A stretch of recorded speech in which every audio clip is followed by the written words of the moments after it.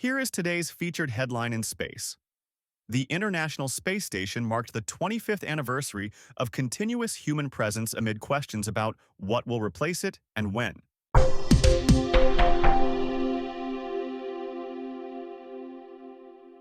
Today is November 3rd, 2025, and you're listening to Space News First Up. Here are today's other top headlines. Rocket Lab's plans to acquire German laser communications company Mynaric may face new obstacles. China launched a new crew to the International Space Station on Friday. Ukrainian telco Kyivstar plans to start testing Starlink direct-to-cell services in much of the country. Latvia has signed the Artemis Accords. And logistics, from satellite life extension to in-space assembly, will become common elements of future military space operations. First Up is produced by Space News, the industry standard for professional space journalism.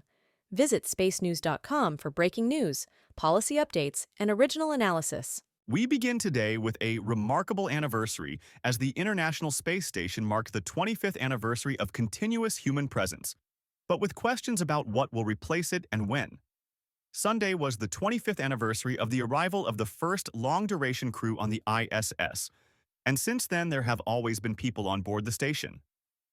With the ISS slated to be retired around 2030, NASA is supporting development of commercial stations, but a change in the agency's approach to backing them has prompted concerns about the potential of a gap between the ISS retirement and when those new stations will be ready. Some argue that any gap risked U.S. leadership in space, while others noted that the U.S. has successfully navigated similar human spaceflight gaps in the past.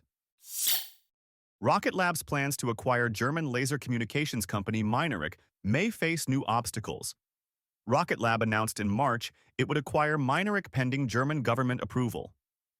That approval is still pending, a Rocket Lab executive said at a conference last week, and since the deal was announced, the German government, along with others in Europe, have announced plans for significant increases in defense spending.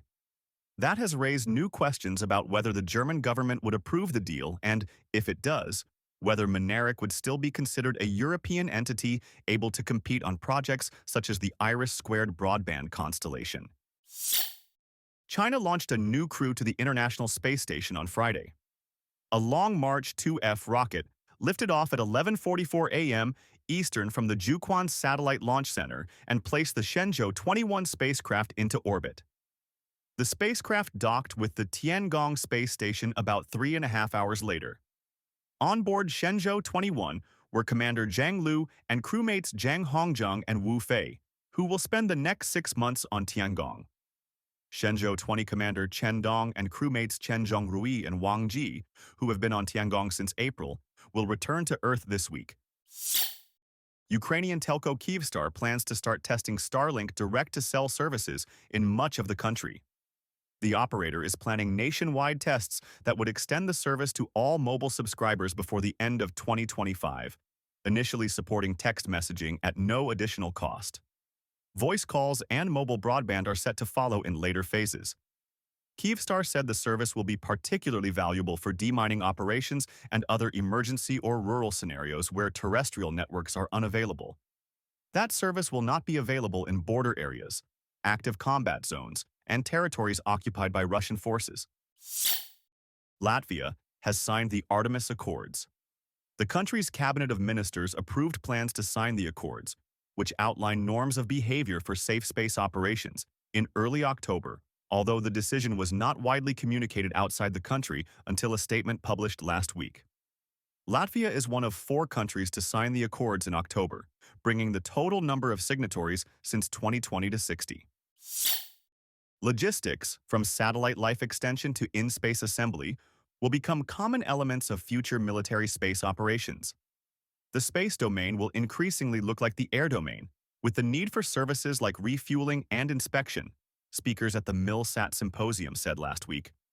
They noted that, in space, all the money has traditionally been spent on assets with nothing on maintenance of them, unlike on air, sea, and land. Discover your next mission in the space industry with the Space News Job Exchange. Visit jobs.spacenews.com to find top aerospace roles and connect with leading employers. And for employers, use discount code JOBEX for 15% off your next purchase. In other news, SpaceX launched a rideshare mission Sunday that included a tech demo satellite from a commercial space station company. A Falcon 9 lifted off from Cape Canaveral, Florida, at 1:09 a.m. Eastern on the Bandwagon 4 rideshare mission to a mid-inclination orbit. The largest payload on the launch was a South Korean reconnaissance satellite. Other payloads included Haven Demo, a satellite built by VAST to test subsystems for its upcoming Haven 1 commercial space station. VAST said later Sunday that Haven Demo was working well. Another payload was StarCloud 1, a tech demo mission for StarCloud, a startup with ambitions to develop orbital data centers. India and China also conducted launches Sunday. An Indian LVM-3 rocket lifted off at 6:56 a.m. Eastern and placed the CMS-03 satellite into a geostationary transfer orbit. CMS-03 is a communications satellite that will support India's Navy. The 4,400-kilogram satellite is the heaviest geosatellite launched by LVM-3, a milestone achieved in part by placing the satellite into a transfer orbit with an apogee below geo. A Chinese Long March 7A lifted off at 10:47 p.m. Eastern and put the Yaogan 46 satellite into a geostationary transfer orbit. The Yaogan series of satellites are used for military reconnaissance, but nearly all previous Yaogan spacecraft have operated in low Earth orbits rather than geo. Share your company's news with the entire space industry through Stellar Dispatch, the press release service from Space News. Learn more and use discount code SD2106 for 15% off when you submit yours at spacenews.com/stellardispatch. Newshawk reports that SpaceX launched more Starlink satellites Friday. A Falcon 9 lifted off from Vandenberg Space Force Base in California at 4:41 p.m. Eastern, putting 28 Starlink satellites into orbit. The launch was the 8th Falcon 9 launch of the month from Vandenberg, equaling the company record for launches there in a month set in September. A semiconductor startup plans to fly payloads on a series of Falcon 9 launches. Bessar announced last week that the company signed an agreement with SpaceX to fly payloads attached to the boosters of 12 Falcon 9 launches, starting as soon as late this year. The Fab ship payloads, the size of a microwave oven, will test systems Bexar is developing to produce semiconductor wafers in the vacuum of space.